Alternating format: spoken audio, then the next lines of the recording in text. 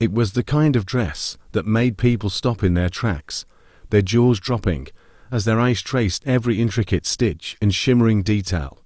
No one knew where the dress came from, but when it appeared one fateful morning at the market, its beauty was undeniable. The villagers whispered about it, calling it a masterpiece like none other they had seen. The deep emerald green fabric seemed to shimmer even in the shadows, and tiny gold threads wove through it, catching the sunlight with a glow so perfect it felt otherworldly. But there was something else about the dress, something unnerving. A young maiden named Adara, known for her bold spirit and unshakable curiosity, had heard the buzz.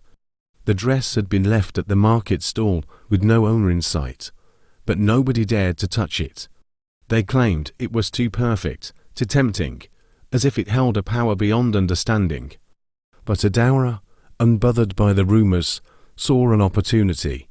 That evening, she gathered her savings and bought the dress, thinking of how she would outshine everyone at the village festival. The first time Adara put it on, it felt like it was made for her. The fabric hugged her body perfectly, and as she twirled in front of the mirror, she couldn't stop smiling. She was the center of attention at the festival, as expected. Every maiden envied her, every suitor admired her, but something changed that night. As she walked home under the pale moonlight, a strange chill crawled down her spine. The dress felt heavier. She tugged at it, but it clung tighter to her skin. She quickened her pace, her heart pounding, as the shadows seemed to stretch longer around her. By the time she reached her compound, Adara's legs could barely carry her. Her feet felt like lead, and every step seemed to sap the energy from her body. The moment she entered her room, she collapsed on the floor, gasping for breath.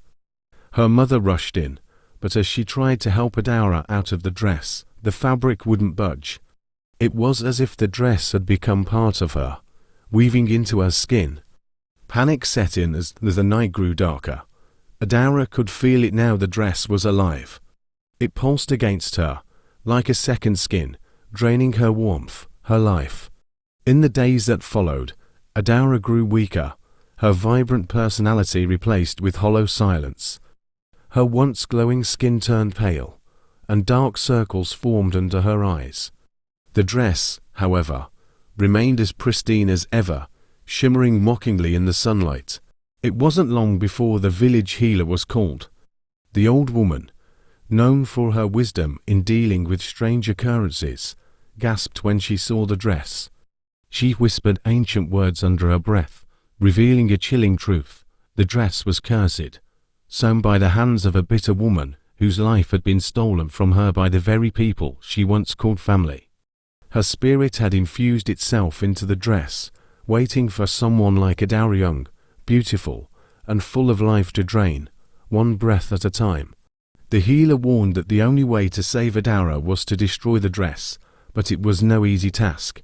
The curse could only be broken if someone willingly took the dress off her body, but the one who did would bear the burden of the curse. No one in the village dared to help, afraid of sealing their own fate. In the end, Adara had to face the truth herself. On a moonless night, she made her way to the village river, her breath shallow and her body shaking. She stood at the water's edge, the cursed dress gleaming under the night sky. With one final breath, she waded into the river, praying the cold waters would free her. As she sank beneath the surface, the dress finally loosened its grip, floating away like a serpent shedding its skin.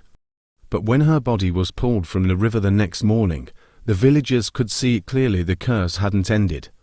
The dress had vanished, but the whispers of the cursed spirit lived on. They say that even now, on some moonless nights, the dress reappears, waiting for another soul foolish enough to claim it. The moral lesson of this story is that greed and vanity can blind one to hidden dangers. Not everything that glitters is meant to be possessed, and some temptations come with consequences far darker than one can imagine.